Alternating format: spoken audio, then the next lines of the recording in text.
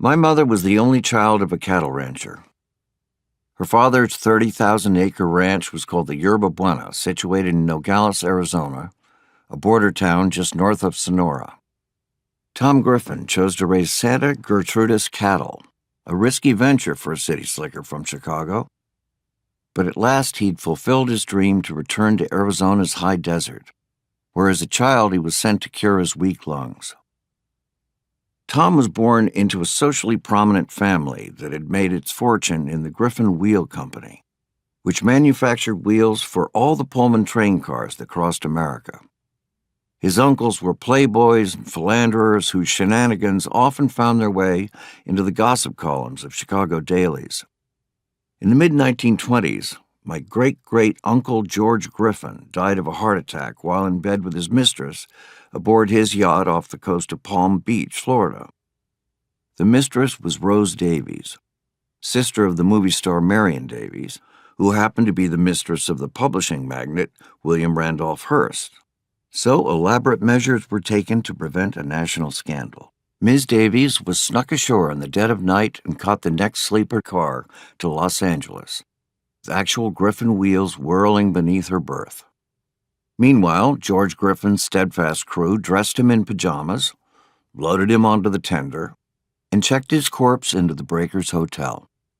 After tucking him in, the vice president of the Griffin Wheel Company solemnly called George's wife to say that her husband had just died peacefully in his sleep. His wife, my great-great-aunt Helen Prinville Griffin, was no stranger to wealth, having been a doyen of Washington, D.C. society who summered in Newport, Rhode Island. At the moment when Mrs. Griffin had been notified of her husband's death, she was in bed with her lover at the Hotel del Coronado in California, and took the news that she was a widow rather well.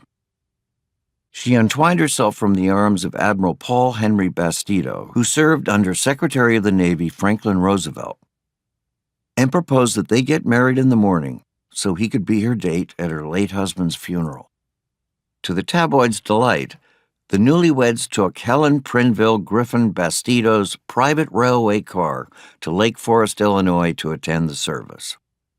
The act so outraged the Griffin family that they used their juice with Union Pacific to divert the train and the unlucky passengers coupled to Helen's private car. The train choo-chooed deep into Wisconsin, denying the newlyweds their grand entrance to the funeral. The family were less successful trying to have Helen cut from George Griffin's will, and she inherited every cent of his enormous fortune. Scandal visited the next generation of Griffins a decade later, on the day of Tom's wedding to a woman from an equally prominent family. Approaching the church in the back of a limousine, he watched the crowd of guests and photographers awaiting his arrival and told the chauffeur to keep driving all the way to Chicago Union Station.